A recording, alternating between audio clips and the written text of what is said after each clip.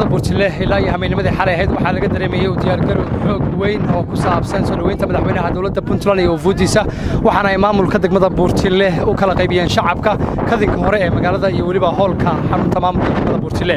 iyadoona ay goob walba ku sugnaayeen boqolaal shacab ah oo isugu jira nabadoono samadoonno haween iyo dhalinyaro kuwaas oo ku labisnaa amaryo ay ku xardhan yihiin astaanta dowladda iyo hidaha dhaqanka Soomaaliyeed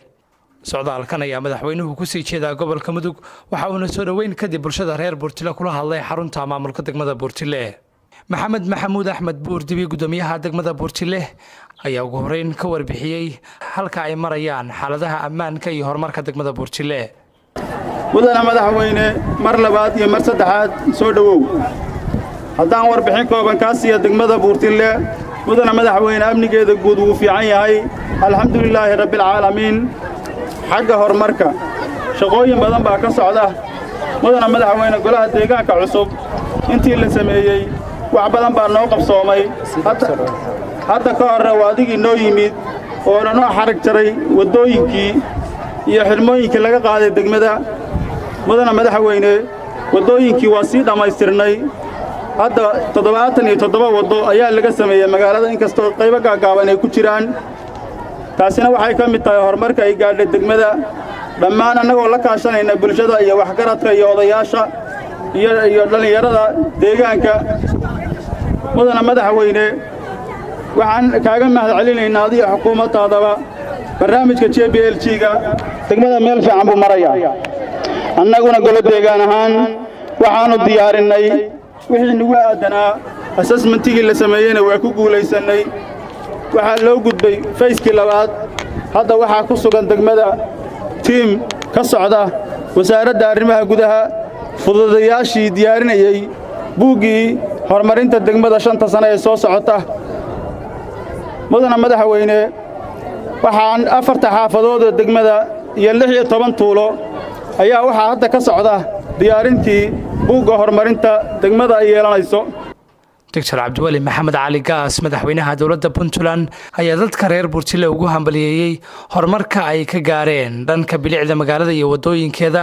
iyo sidoo kale la dagaalanka xirmooyinka sharci darrada ah waxa uu carabka ku adkeeyay in la iska kaashado xajinta ammaanka degmada Buurtile iyo waliba ilaalinta deegaanka iyo duurjoogta marka aad baad ugu mahadsantihiin soo dhaweyntiina waan ku faraxsanahay talaabooyinka horumarka ay degmadu ay qaaday waxaan u sheegnay degmadani waa degmo waa shacab wanaagsan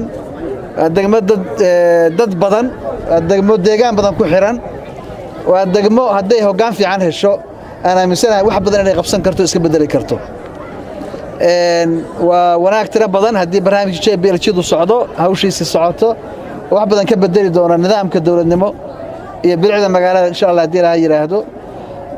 shaqooyin badan baa ka socday waan rajaynayaa shaqooyinkaas inay israacaan oo aysan daba go'in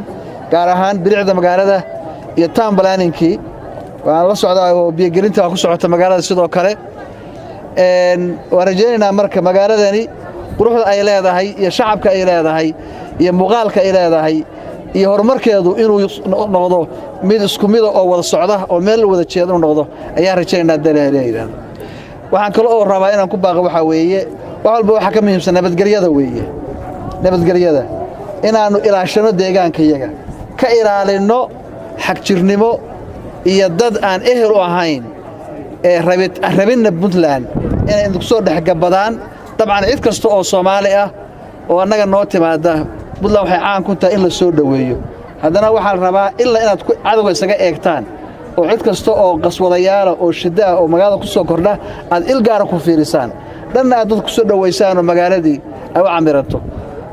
geesta kale madaxweynaha iyo wafdigiisa ayaa hoygiisa ku booqday Islaam Bashiir Islaam Cabdillah Islaam Faarax